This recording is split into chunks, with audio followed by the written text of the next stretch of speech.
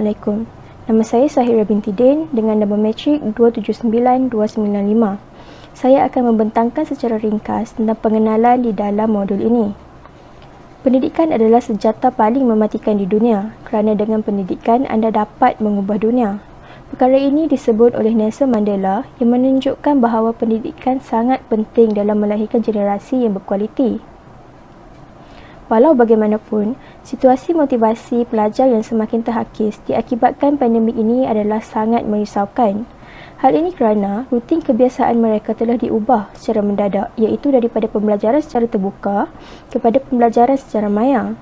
Oleh yang demikian, program motivasi pendidikan ke arah kecemerlangan ini dianjurkan bertujuan untuk mengubah pola pemikiran mahasiswa supaya dapat menghadapi cabaran dalam pembelajaran secara maya pada masa ini.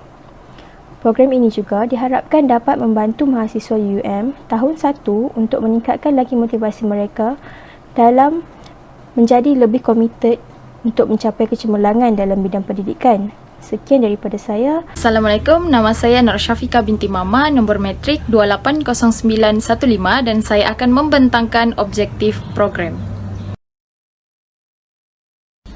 Objektif pertama yang ingin dicapai ialah diharapkan setelah mengikuti program ini, para pelajar dapat meningkatkan keyakinan dalam suasana pembelajaran secara atas talian. Seperti yang kita sedia maklum, sememangnya program-program motivasi yang dilaksanakan pastinya bertujuan untuk meningkatkan keyakinan para pelajar dari aspek psikologi ataupun dalaman mereka terutamanya. Walaupun pelajar dikelilingi oleh persekitaran yang positif, tetapi motivasi diri merupakan asas utama untuk membolehkan mereka menuntut ilmu dengan lebih berkesan di samping menambahkan fokus mereka. Seterusnya, para pelajar mengetahui cara beradaptasi dengan suasana pembelajaran baharu. Kaedah pengajaran dan pembelajaran yang dahulunya dilaksanakan secara bersemuka kini telah pun diubah menjadi pembelajaran secara atas talian yang pastinya tidak menjadi kebiasaan kepada semua pelajar. Oleh itu, dengan program yang dilaksanakan ini, pelajar-pelajar akan diberikan sedikit tips daripada penceramah tentang bagaimana untuk beradaptasi dengan suasana pembelajaran yang baharu. Objektif yang ketiga ialah diharapkan agar para pelajar dapat mengenal diri dari aspek kekuatan mental, fizikal dan emosi, kelemahan diri dan potensi mengembangkan diri dalam suasana baharu. Sepanjang program ini dijalankan, akan ada beberapa slot dan juga pengisian program yang akan dijalankan bersama-sama pelajar.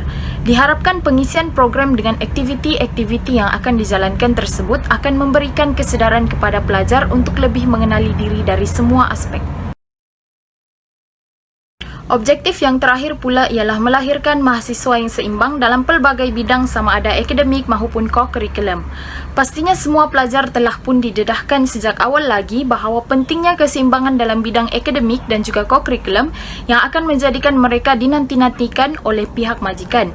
Oleh itu, diharapkan input-input yang akan diberikan oleh penceramah akan lebih membuka minda mereka tentang pentingnya keseimbangan akademik dan juga co-curriculum. 3.0 Tempoh pelaksanaan program. Program ini dijalankan selama 1 hari bermula daripada pukul 8 pagi sehingga 4 petang.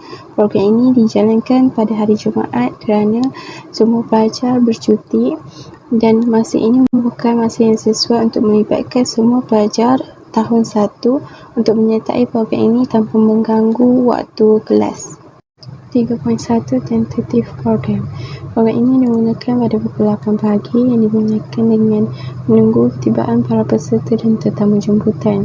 Diikuti dengan ucapan alu-aluan mengurusi majlis dan marah program iaitu Siti Hajar Nabila binti Darmizam. Kemudian majlis diteruskan lagi dengan bacaan doa, nyanyi lagu Negaraku dan lagu rasmi Biru Warna. Dan pada pukul 9 pagi, slot pertama dimulakan iaitu ceramah motivasi yang akan disampaikan oleh Dr. Nabisa binti Ibrahim dan pada akhir sesi motivasi ini akan bermulanya sesi soal jawab. Para peserta akan diberikan masa rehat selama 30 minit yang bermula daripada 11 pagi hingga 11.30 pagi. Pada pukul 11.30 pagi, program akan diteruskan dengan slot kedua iaitu apakah selamat dan cara menentukannya yang akan disampaikan oleh Encik Muhammad Ilyas bin Sifian Dan pada akhir perkongsian ini, sesi soal jawab akan dimulakan. Pada pukul 12.30 tengah hari, program akan berhenti rehat untuk memberi laluan kepada para peserta untuk makan tengah hari dan solat zuhur. Program akan dimulakan pada pukul 2 petang hingga pukul 4 dengan slot yang ketiga iaitu tips untuk kekal fokus di dalam kelas dan kaedah nota yang betul yang akan disampaikan oleh alumni Universiti Utara Malaysia sendiri. Dan pada akhir program ini akan adanya sesi soal jawab. Program ini akan tamat pada pukul 4. Untuk bahagian bajet pula, sumber kewangan yang kami anggarkan adalah sebanyak RM400 di mana RM400 itu diperolehi daripada kutipan luar sebanyak RM100 dan juga yuran yang dikenakan kepada setiap peserta sebanyak RM1 dan jumlah pesertanya adalah 300 orang. Secara keseluruhannya, jumlah sumber kewangan yang kami perolehi adalah sebanyak RM400. Dari segi perbelanjaan, yang pertama sagu hati kepada penceramah di mana RM100 kepada setiap orang penceramah seramai 3 orang dan jumlahnya adalah RM300.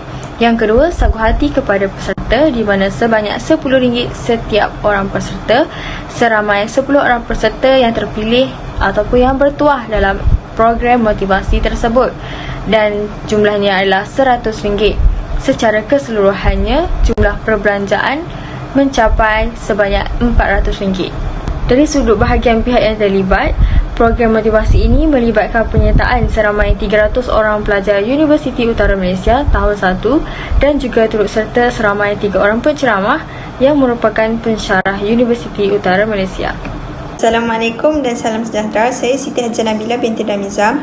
Nombor matrik saya 280103. Jadi saya akan membentangkan senarai dan pembahagian tugas bagi kumpulan kami iaitu kumpulan 10. Kumpulan ini terdiri daripada 6 jawatankuasa iaitu pengerusi, naib pengerusi, setiausaha, bendahari, pengacara majlis dan yang terakhir ialah AJK dokumentasi. Jawatan pengerusi disandang oleh saya sendiri iaitu Siti Hajjah Nabila binti Damiza. Tugas saya ialah mempengerusi dan mengendalikan setiap kali mesyuarat dilakukan serta membincangkan berkaitan program yang dirancang. Seterusnya, jawatan naib pengerusi disandang oleh Nur Ain binti Abdullah. Tugas Nur Ain ialah untuk membantu tugas-tugas pengerusi dan mengawasi segala program atau perancangan di peringkat jawatankuasa supaya ianya berjalan dengan lancar. Seterusnya ialah setiausaha yang disandang oleh Siti Khalijah binti Mulkam. Siti Khalijah ditugaskan untuk menyelaras dan menyelia persiapan jawatankuasa program serta menyediakan sijil penyertaan kepada para peserta program. Jawatankuasa seterusnya ialah bendahari yang disandang oleh Siti Nur Ashikin binti Zaimi. Tugas Siti Nur Ashikin ialah untuk menyediakan anggaran bagi perbelanjaan program ini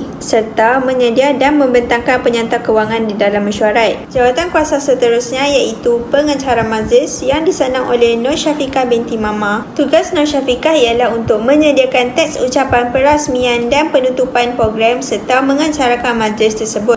Jawatan yang terakhir ialah AJK dokumentasi yang disandang oleh Sahira binti Din. Tugas Sahira adalah untuk membuat laporan atau dokumentasi setelah program berakhir serta mengambil gambar semua aktiviti sebelum, semasa dan selesai program termasuk mesyuarat. Assalamualaikum warahmatullahi wabarakatuh. Nama saya Siti Khalijah binti Mulkam. Nombor matrik 279954. Saya akan menerangkan pada bahagian penutup kertas kerja yang dihasilkan. Diharapkan agar perancangan dalam menjalankan program motivasi kepada pelajar tahun 1 Universiti Utara Malaysia dapat dilaksanakan dengan jayanya. Hal ini kerana program yang dianjurkan ini dapat melahirkan mahasiswa yang bukan sahaja cemerlang dalam pencapaian akademik, malah turut bergiat aktif dalam co-kurikulum dengan menyertai program atau aktiviti yang dianjurkan di universiti.